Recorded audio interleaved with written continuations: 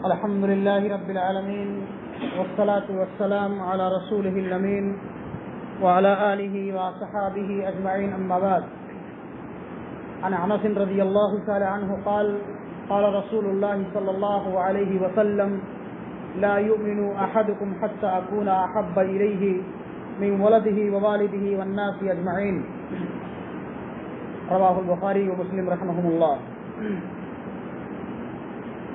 حضرت انس رضی اللہ تعالیٰ عنہ ارشاد فرماتے ہیں کہ اللہ کے حبیب جناب محمد رسول اللہ صلی اللہ علیہ وسلم نے ارشاد فرمایا کہ تم میں سے کوئی انسان اس وقت تک سچا پکا مومن نہیں ہو سکتا جب تک کہ میں اس کی اولاد، اس کے والدین، یہاں تک کہ دنیا کی ہر چیز سے زیادہ اس کے نزدیک محبوب اور پسندیدہ نہ ہو جاؤں. اس حدیث مبارکہ کے اندر اللہ کے رسول جناب محمد رسول اللہ صلی اللہ علیہ وسلم محبت رسول کا جو تقاضا ہے یا ایمان کی جو علامت ہے کہ انسان اللہ کے رسول سے محبت کرے اپنی جان سے بھی زیادہ. اگر انسان اللہ کے رسول کی محبت کو اور اپنی جان کو دونوں پلڑے میں رکھ دے، اور اگر آپ کی جان کی قیمت زیادہ ہے، آپ کے اولاد کی محبت آپ کے دل میں زیادہ ہے، آپ کے مال کی محبت، آپ کے والدین کی محبت اللہ کے رسول کی محبت سے زیادہ ہے یا غالب ہے، تو آپ حقیقی معنوں میں مسلمان اور مومن نہیں ہو سکتے. اللہ کے رسول کا فرمان اسی بات پر دال ہے کہ میں دنیا کی ہر چیز سے زیادہ تمہارے نزدیک محبوب اور پسندیدہ نہ ہو جاؤ، تب تمہارا ایمان مکمل ہو سکتا ہے. یہ حدیث دراصل حضرت عمر فاروق رضی اللہ تعالیٰ عنہ کے اس قول کے پس منظر میں ہے کہ وہ اللہ کے رسول کے ساتھ کہیں جا رہے تھے. انہوں نے کہا اللہ کے رسول، میں اپنی جان سے زیادہ محبت کرتا ہوں اور اپنے آپ سے اپنی جان کے بعد آپ سے محبت کرتا ہوں. تو اللہ کے حبیب نے فرمایا کہ اے عمر، تم اس وقت تک سچے پکے مومن نہیں ہو سکتے جب تک تم اپنی جان سے زیادہ مجھ سے محبت نہ کرنے لگ جاؤ، یعنی میری محبت ہر چیز پر غالب ہو جائے، تب تم حقیقی معنوں میں سچے پکے مومن ہو سکتے ہو. محبت رسول کا تقاضا کیا ہے؟ محبت رسول کا تقاضا یہ ہے کہ انسان اگر اللہ کے رسول سے محبت کرتا ہے تو نبی کی لائی ہوئی شریعت پر، آپ کے بتائے ہوئے طریقے پر عمل بھی کرے. نبی نے یا انسان جس سے محبت کرتا ہے تو اس محبت کا یہ تقاضا ہوتا ہے کہ اپنے محبوب کی باتوں کو مانے.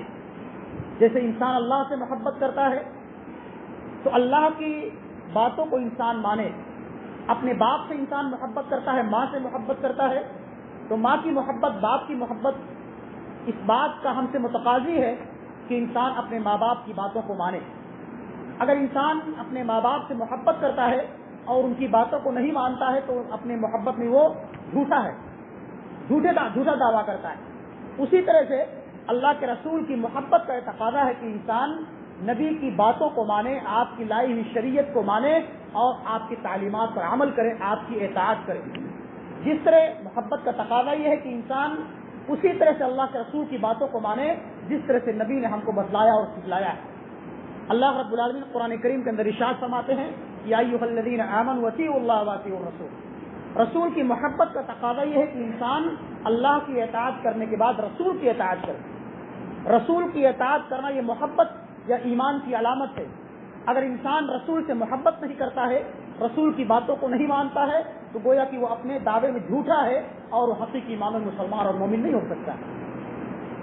محبت رسول کا تقاضا یہ ہے کہ انسان نبی کی لائی ہوئی شریعت پر ایمان لاتے ہوئے طریقے پر عمل کرے اور جن کاموں کے کرنے سے نبی نے منع کر دیا ہے ان تمام چیزوں سے رک جائے، یا ایمان یا اسلام کے اندر، دین کے اندر ان تمام چیزوں سے اپنے آپ کو بچائے رکھے جس سے شریعت نے، اسلام نے ہم کو اور آپ کو منع فرمایا ہے. آج ہمارے معاشرے اور سماج کے اندر وہ بدعات، وہ خرافات رائج ہیں جو شریعت کا حصہ نہیں، اسلام اور دین کا حصہ نہیں، لیکن ہم اور آپ اس کو شریعت سمجھ کر کے، اسلام سمجھ کر کے، دین کا حصہ سمجھ کر کے یا محبت رسول کا دعویٰ کر کے اس کو اپناتے ہیں اور کرتے ہیں۔ آج کا دن ہم نے اور آپ نے مشاہدہ کیا ہوگا کہ ہم اور آپ محبت رسول کا دعویٰ کرتے ہوئے وہ تمام خرافات کے کام کرتے ہیں جس کا ثبوت کتاب و سنت کے اندر نہیں ہے۔ ہم بھی اسی قرآن کو پڑھتے ہیں، آپ بھی اسی قرآن کو پڑھتے ہو۔ ہم بھی حدیث کی انہی کتابوں کو پڑھتے ہیں، آپ بھی حدیث کی انہی کتابوں کو پڑھتے ہو۔ قرآن کی کسی بھی سورہ اور کسی بھی آیت اور پارے میں یہ نہیں لکھا ہے کہ نبی کی ولادت یا نبی کی وفات پر جشن منائی جائے، چاہے ولادت کا مسئلہ ہو یا وفات کا مسئلہ ہو، دونوں میں سے کوئی بھی ثابت نہیں ہے کہ آپ جشن مناؤ۔ صحابہ کرام کے زمانے میں نہ تو نبی کی وفات پر جشن منایا گیا، نہ تو آپ کی پیدائش پر جشن منایا گیا۔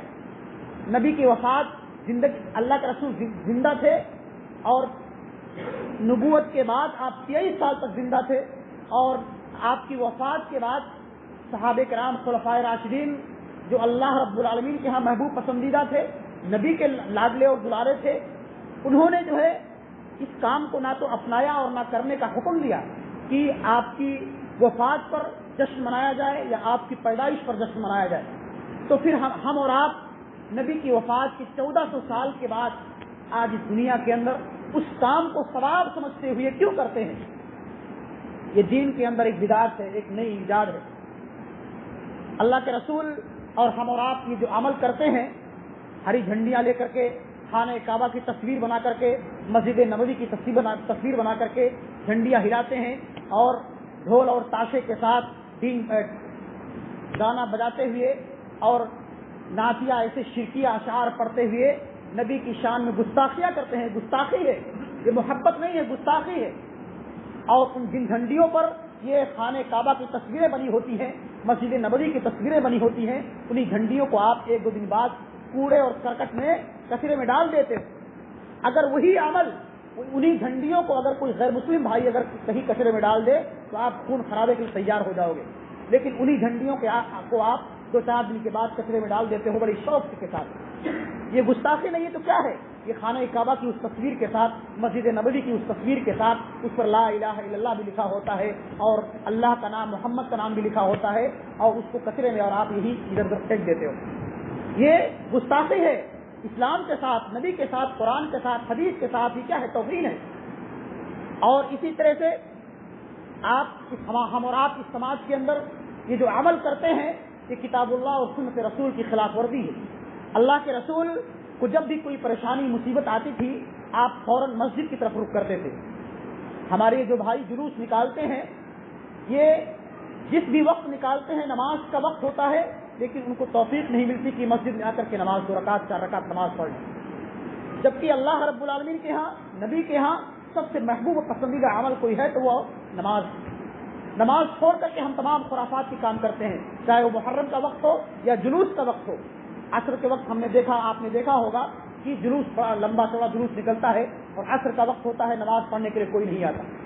یہ اکثر مسلمان ہوتے ہیں جو ایک اللہ کو ماننے والے، قرآن کو مانتے ہیں، نبی کو مانتے ہیں، لیکن نماز نہیں پڑھتے اور یہ تمام بدعت و خرافات کے کام ثواب سمجھ کے کرتے ہیں۔ میرے بھائیو بزرگوں، یہ وہ تمام چیزیں کتاب و سنت سے بالکل ثابت نہیں ہیں۔ ہمیں اور آپ کو کتاب و سنت کا گہرائی اور گہرائی کے ساتھ مطالعہ کرنا چاہیے، اور جو چیز کتاب و سنت سے ثابت ہے اسی پر ہم کو عمل کرنا چاہیے، اسی میں ہماری کامیابی اور کامرانی ہے، اور ان تمام بدعت و خرافات سے اپنے آپ کو بچانا چاہیے جس سے شریعت نے، اسلام نے ہم کو اور آپ کو منع کیا ہے۔ اللہ رب العالمین سے دعا ہے کہ مولا کریم کو ہمیں تمام بدعت و خرافات سے دور رہنے کی توفیق عطا فرما اور کتاب و سنت کا متبع اور پیروکار بنا۔ آمین۔ وما توفیقی الا باللہ۔ السلام علیکم ورحمۃ اللہ وبرکاتہ۔